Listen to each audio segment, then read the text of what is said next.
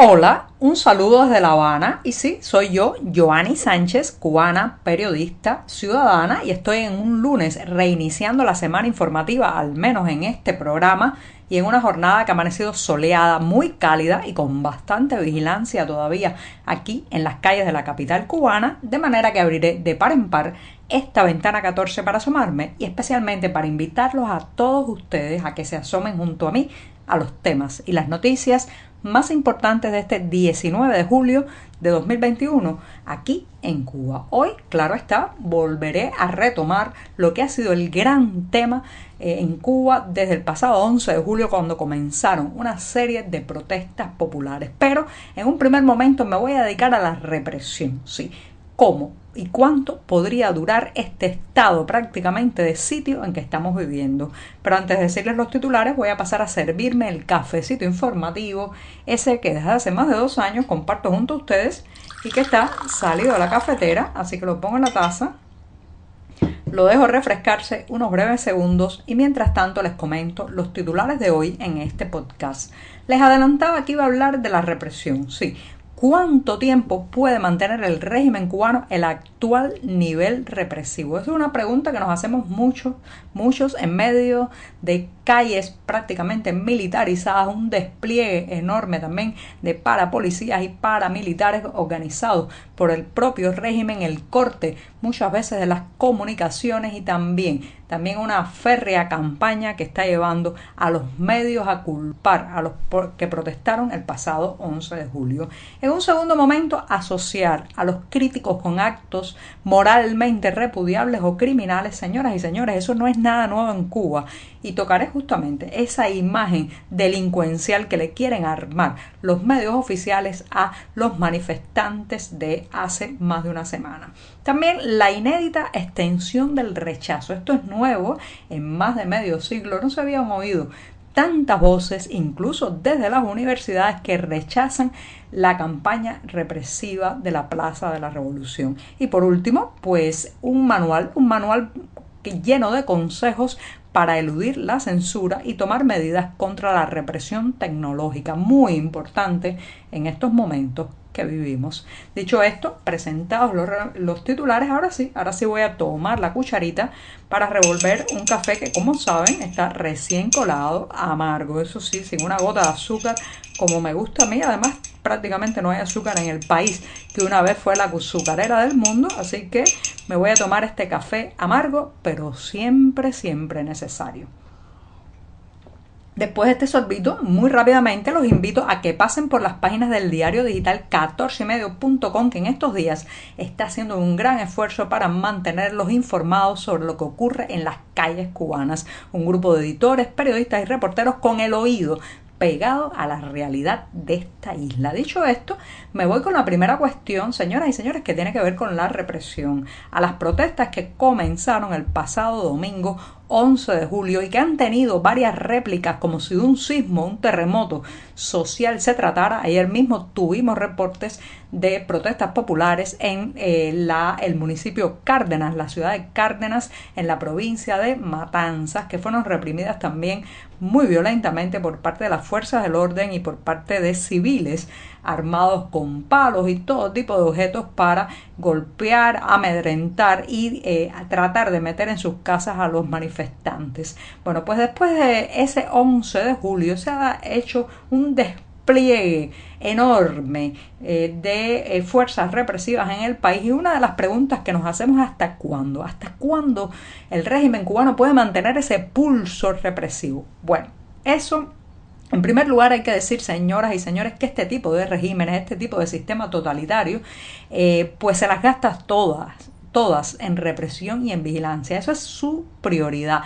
Podría dejar de abastecer las bodegas de comida, podría dejar incluso los hospitales sin medicamentos, podría pues desmantelar los recursos que van a otros sectores industriales y económicos, pero la represión siempre va a estar estar priorizada en cuanto a recursos, en cuanto a pues insumos materiales y sobre todo en cuanto a convocatoria de personas. Pueden dejar las escuelas, las oficinas, las fábricas vacías de personal, pero en las calles van a evitar que les falten manos para golpear, manos para reprimir y ojos para vigilar. Esto es una prioridad, reitero, de este tipo de regímenes y ahora está en evidencia, queda en evidencia. Hemos vivido siempre en una maquinaria de vigilancia donde había una gran parte de la población, un porcentaje de los cubanos dedicados a reprimir al resto, pero ahora eso queda mucho más en evidencia porque los vemos patrullar las calles, están en las esquinas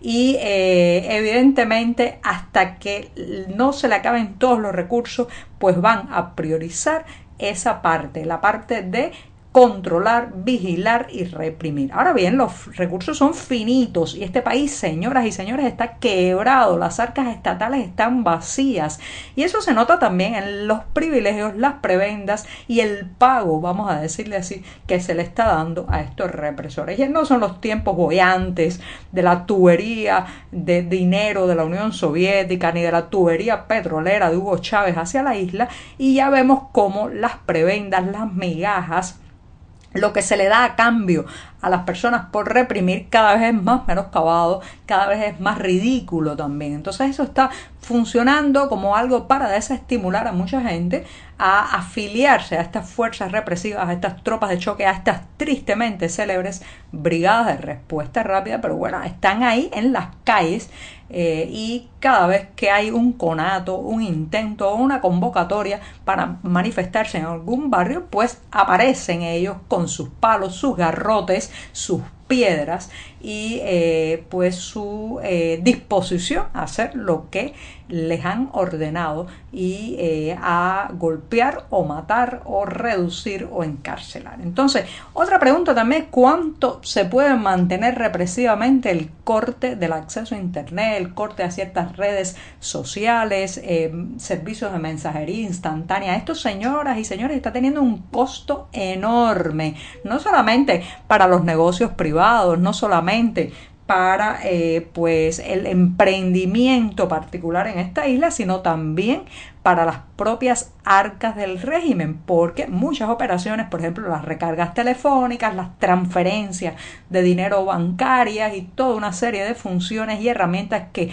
prácticamente no se pueden usar debido al corte de internet. Entonces hay un desgaste económico, pero por otro lado, la población, aunque se haya replegado un poco más hacia sus casas, aunque las manifestaciones sean de menor calado, está latiendo en su indignación y en su ira y basta que retiren un poco los cercos y el operativo para que pueda otra vez volverse a las calles. Así que hay un pulso entre un régimen moribundo y quebrado y una población que ha recuperado su voz. ¿Quién va a ganar ese pulso? No sé, pero tengo la impresión de que no son momentos de mantener ad infinitum un operativo de esta naturaleza como el que estamos viviendo.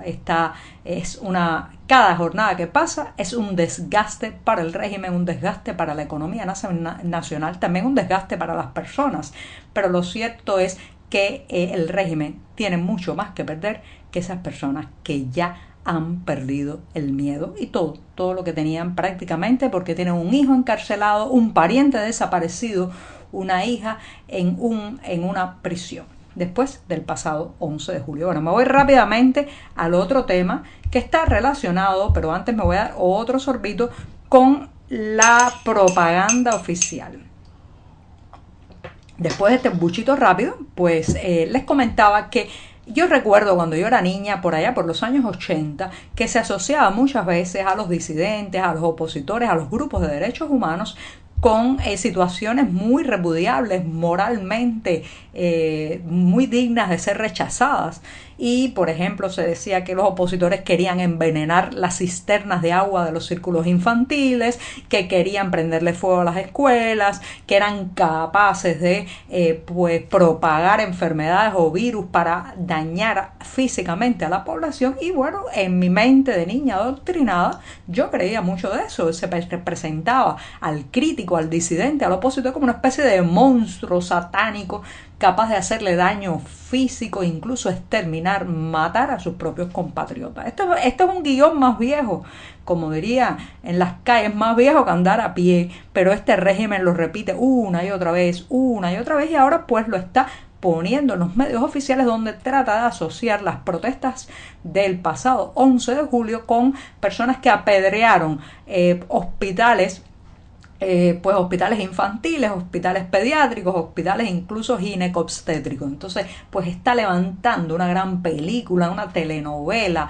un guión muy dramático donde pues intenta sintonizar a estas protestas que fueron pacíficas en la mayoría de los lugares que ocurrieron, con supuesta gente que quería dañar a niños, a pequeños bebés, a madres recién paridas, y todo eso para crear ese monstruo, ese individuo de baja calaña, sin ningún tipo de límite a la hora de hacer daño a otro, que intenta presentar en la opinión pública nacional, claro está, para después aplicar toda la fuerza de la represión, los castigos ejemplarizantes, y decir que solo la parte más oscura, más criminal, más delincuencial de la población cubana se le opone al régimen. Cuidado con creerse esas píldoras de maldad.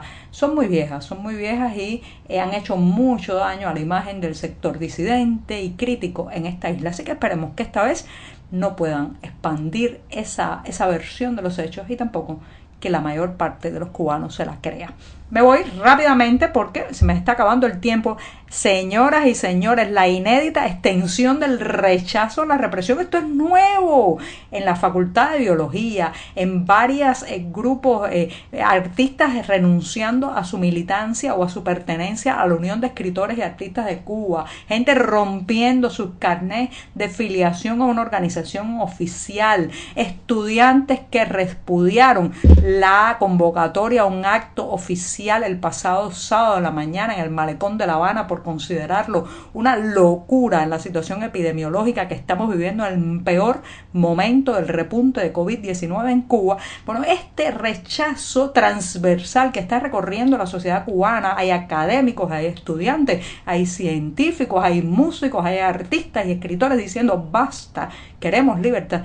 Esto es inédito, esto nunca había pasado, no se le había enfrentado tanta gente, no había habido tantos opositores en Cuba al régimen desde hace mucho tiempo, o desde que existe este régimen. Y me voy recomendándoles una serie de consejos para eludir la censura y medidas contra la represión tecnológica que encontrará en las páginas del diario digital 14:30. Es hora de protegerse, pero también, señoras y señores, de mantenernos comunicados. La comunicación es información, es convocatoria y es protección. Y con esto me despido esta mañana, que será martes. La semana estará dando todavía sus primeros pasos informativos. Muchas gracias.